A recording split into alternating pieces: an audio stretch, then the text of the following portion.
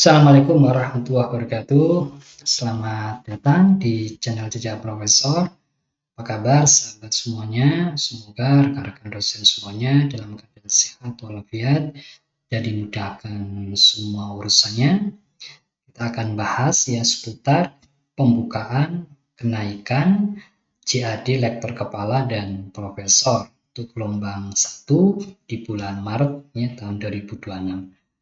Nah, Bapak Ibu sekalian, di video kali ini kita akan fokus ya ke pembukaan kenaikan JAD gelombang 1 tahun 2026. Untuk mekanisme tata cara pengajuan kenaikan JAD melalui sister nanti kita akan sampaikan di video selanjutnya. Nah, terkait dengan pembukaan gelombang 1 ini, jadi ada dua gelombang ya. Gelombang 1 ini mulai pengajuan usulan kenaikan JAD dan proses validasi pengesahan ya dapat dilakukan mulai tanggal 21 April. Jadi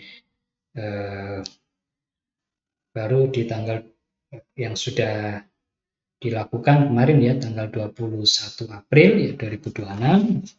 Kemudian yang penting terkait dengan lini masanya untuk pengajuan gelombang 1 ini ya untuk kenaikan ke lektor kepala dan profesor. Untuk yang BUP 1 Juli 2026 hingga 1 Januari 2027. Jadi ini tidak ada periode revisi ya karena penilaian asesor akan direview oleh tim pleno. Dan nanti penarikan usulan itu paling lambat nanti tanggal 5 Mei 2026 ya pukul 23.59 ya WIB di jam 12 ya jam 12 malam ya jam 12 malam ya. Dan penilaian usulan ya nanti setelah penarikan usulan akan dilakukan plotting asesor dan penilaian usulannya dilakukan tanggal 9 sampai dengan tanggal 31 Mei 2026. Nah, untuk yang non BUP lini masa penilaian usulannya adalah penarikan usulannya tanggal 19 Mei 2026 ya pukul 23.59 di jam 12 ya kurang ya. Ini kemudian setelah itu akan dilakukan plotting tanggal 20 ya tanggal 20 Mei. Kemudian penilaian usulan dilakukan tanggal 23 Mei sampai tanggal 19 Juni. Dan pengajuan usulan revisi di tanggal 22 sampai dengan 30 Juni. Jadi kurang lebih 1 minggu. Ya, kemudian validasi dan pengesahan revisi ya tanggal 26 Juli sampai dengan tanggal 2 Juli. Nah, nanti baru tanggal 3 Juli dilakukan penilaian usulan sampai dengan tanggal 21 Juli. Nah, ini masa untuk gelombang 1 ini baik untuk BUP ya maupun yang non BUP mohon untuk diperhatikan. Dan untuk yang gelombang 2 ya gelombang kedua ya. Jadi untuk yang BUP 1 Desember 2026 hingga 1 Desember 2026 hingga 1 Januari 2027. Untuk gelombang 2 juga sama ya dengan BUP yang di gelombang 1 ya tidak ada periode revisi karena sudah dilakukan review oleh tim pleno. Penarikan usulan tanggal 3 Agustus, penilaian usulan ya tanggal 7 sampai dengan tanggal 31 Agustus. Nanti plottingnya mulai tanggal 4. Nah, berarti nanti di bulan September ya di bulan September ada untuk sertifikat kompetensinya. Jika sudah pernah mengusulkan di gelombang 1 ya bisa mengusulkan di gelombang kedua bila syarat khususnya diganti. Nah, untuk yang non BUP ini penarikan usulannya tanggal 12 Agustus ya pukul 23.59 WIB ya. Dan setelah itu penilaian usulan ya tanggal 16 Agustus sampai dengan 24 Agustus, pengajuan usulan revisi tanggal 17 sampai 25 September, dan validasi dan pengesahan revisi 21 sampai 28 September, dan penilaian usulan revisi tanggal 29 sampai dengan tanggal 20 Oktober. Nah, yang perlu kita pahami juga terkait dengan syarat eligible profil.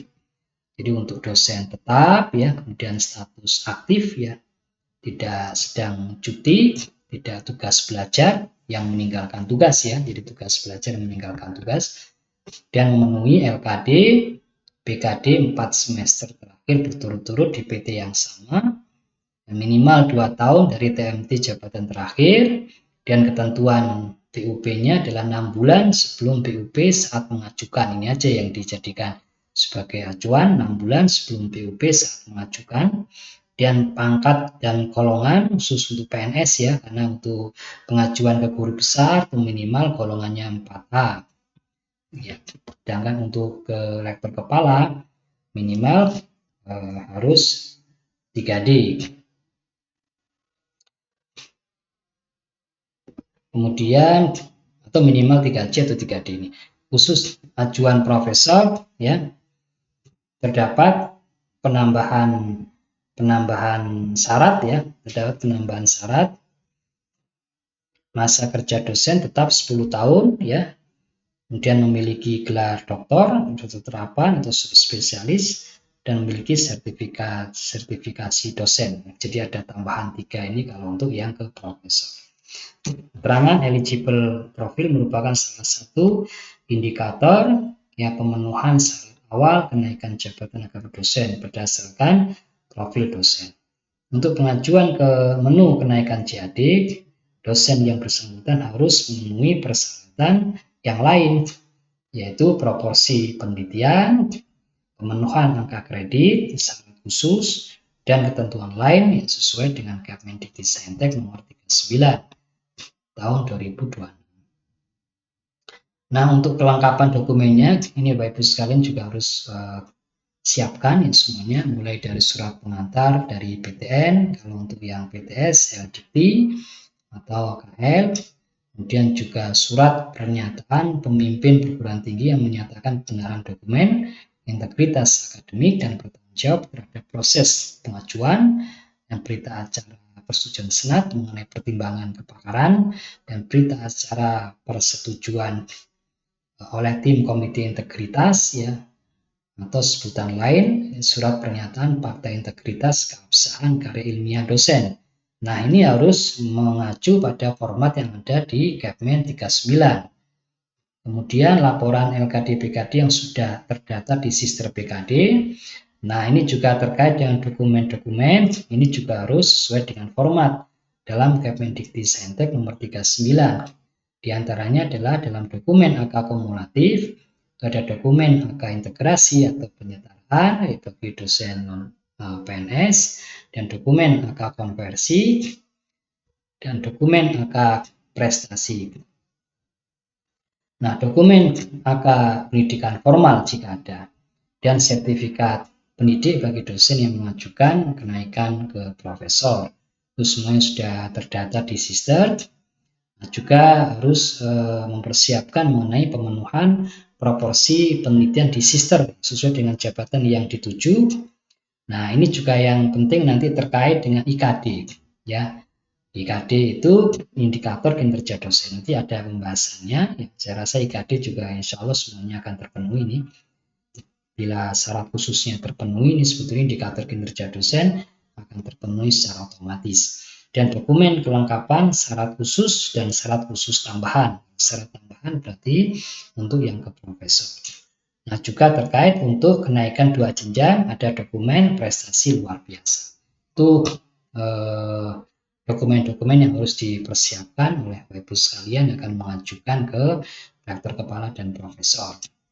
Nah, kemudian untuk fitur pengajuan kenaikan JAD 2026 di Sister, di situ ada profil dan kepakaran yang harus dilengkapi. Kemudian juga angka kredit ya. Jadi fitur angka kredit digunakan untuk menghitung angka kumulatif yang terdiri dari angka integrasi untuk dosen PNS atau angka penyetaraan untuk dosen non PNS, angka pendidikan formal jika ada, dan angka konversi ini yang non prestasi dan juga angka prestasi. Nah, fitur baru yang juga ada di Sister adalah proporsi penelitian yang untuk pemenuhan eligible proporsi penelitian sesuai dengan jabatan yang dituju. Nah, juga fitur yang baru adalah indikator kinerja dosen yang untuk pemenuhan IKD sesuai dengan jenjang jabatan yang dituju. Nah, klaim IKD bisa diperoleh dari kinerja dosen setelah TMT jabatan akademik terakhir. BKD ya, BKD bersumber dari BKD Sister, ada syarat khusus dan syarat khusus tambahan. Kemudian juga di situ ada nanti di fitur ada dokumen rekomendasi dan prestasi luar biasa. Jadi fitur baru yang untuk pengajuan kenaikan CAD 2 tingkat dari AA ke lektor kepala atau dari lektor ke guru besar. Karena saat ini yang difasilitasi di Sister adalah untuk pembuatan proporsi penelitian. Ini juga sudah kita bahas ya di video sebelumnya. Angka integrasi atau angka penyetaraan dan perhitungan angka prestasi dan juga angka kumulatif. Namun untuk dokumen angka prestasi ya dan dokumen angka kumulatif saat ini masih manual, ya belum terintegrasi dalam sistem. Nah, ini ya Bapak Ibu sekalian terkait dengan IKD. Jadi IKD nanti ada IKD Dharma Pendidikan, ada IKD Dharma Penelitian dan Pengabdian Masyarakat. Kalau IKD Pendidikan ini juga dipilih salah satu saja di sini, maka di sini disebutkan mulai dari kalau di sini pelaksanaan pengajaran ya dan persiapan pengajaran dalam periode 1 tahun akademik. Dan yang kedua, pelaksanaan pembimbingan atau pengujian dalam menghasilkan laporan tugas akhir diploma, skripsi, tesis, laporan akhir studi profesi, dan disertasi yang berdampak pada pengembangan keilmuan sesuai bidangnya dalam periode 1 tahun akademik. Jadi nanti 1 tahun akademik. Nah, di sini sesuai dengan jabatan yang dituju, sesuai dengan jakun tujuannya. Misalnya kalau kita lihat untuk lektor kepala, jadi dipilih salah satu saja ini. Misalnya kalau Bapak Ibu memiliki satu bahan ajar, ya misalnya dalam bentuk buku ajar misalnya, yang di situ ada nilai kebaruan dalam substansi atau dalam metode dan tertulis di dalam RPS, bisa pada tingkat diploma, sarjana atau magister, ya bisa PBL, project based untuk case study. Nah, ini atau bisa dipilih membimbing mahasiswa untuk menghasilkan skripsi atau tesis dan melaksanakan pengujian skripsi. Dan jika sudah bergelar doktor bisa melaksanakan pengujian tesis, dan ini dipilih salah satu saja. Sama untuk yang profesor juga bisa gitu. Mengembangkan minimal satu bahan ajar saja. Di sini hanya satu saja, ya satu bahan ajar, atau juga membimbing mahasiswa. Nah, di sini ya, tidak diberi keterangan jumlah mahasiswanya berapa, tapi di sini pilihan saja. Kemudian ini dia Dharma Pendidikan ya. Sedangkan untuk Dharma Penelitian ini digabung ya, penelitian dari pengabdian masyarakat. Kalau kita lihat dalam penjelasannya ini jumlah karya dosen yang berhasil mendapat rekognisi nasional atau internasional dengan memenuhi nilai integritas akademik dan kode etik dosen serta berkontribusi bagi perkembangan PT, masyarakat, industri, atau pemerintah dalam periode waktu tertentu. Kalau kita lihat ini adalah sebetulnya bagian dari syarat khusus. Jadi misalnya kalau lektor kepala, di sini kita bisa menggunakan yang ini.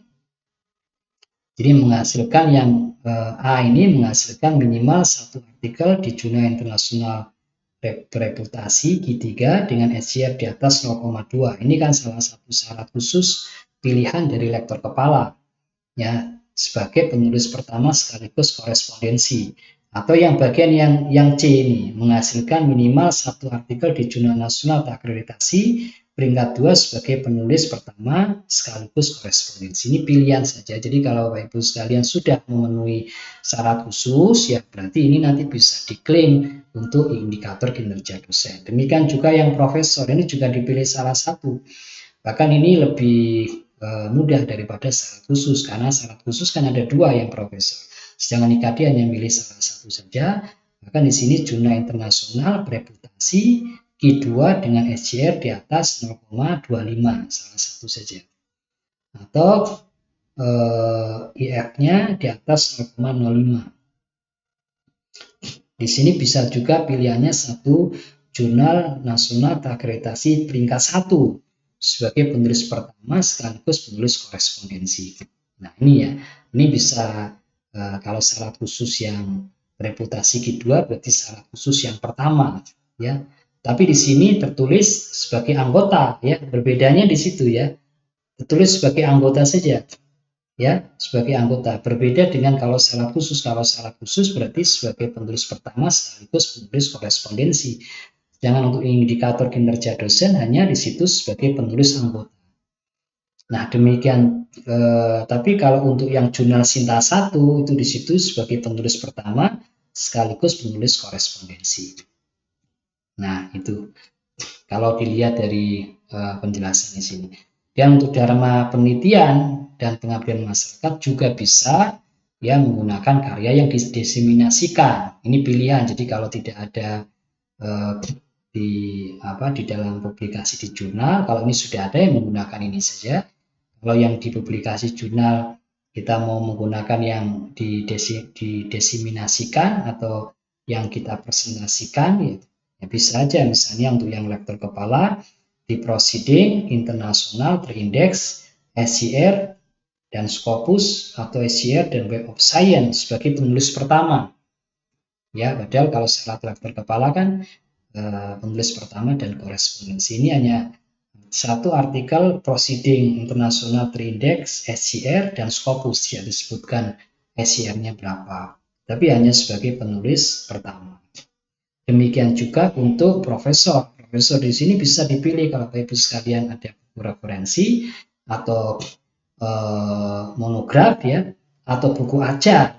Jadi buku ajar dimasukkan di sini di bagian yang kedua ini, bukan di bagian pendidikan. Mungkin kalau di bagian pendidikan bahan ajar bisa di situ dalam bentuk modul ya, atau misalnya dalam bentuk bahan ajar yang lain. Ya, tetapi di sini buku ajar masuknya ke sini. Ya, buku ajar yang ber-ISBN minimal jumlah halamannya 125. Ya. Jadi bisa dipilih salah satu ini. Atau bisa juga kalau kita mau untuk dharma penelitian dan pengabdian menggunakan kegiatan pengabdian masyarakat juga bisa. Jadi jumlah karya dosen yang diterapkan atau digunakan oleh perguruan tinggi, oleh masyarakat, industri, atau pemerintah dengan menjunjung tinggi nilai integritas akademik bisa. Misalnya melaksanakan kegiatan PKM, menjadi anggota dipimpin profesor. Kalau bagi profesor berarti melaksanakan kegiatan PKM yang memberikan dampak atau dimanfaatkan oleh masyarakat nasional atau internasional atau industri. Nah, itu pilihan. Nah, kemudian yang terakhir catatan yang penting bahwa pemenuhan BKD di situ ya berasal dari kinerja dosen tetap pada PT yang sama selama 4 semester. Dan kemudian bagi perguruan tinggi yang masih melaporkan secara manual ya diharapkan bisa bermigrasi ke BKD Sister. Di sini batas waktunya sampai dengan tanggal 30 September 2020. Itu saja Bapak Ibu sekalian. Mudah-mudahan lancar semuanya dalam proses pengajuan di gelombang 1 untuk kenaikan JAD lektor kepala dan profesor. Saya akhiri. Assalamualaikum warahmatullahi wabarakatuh.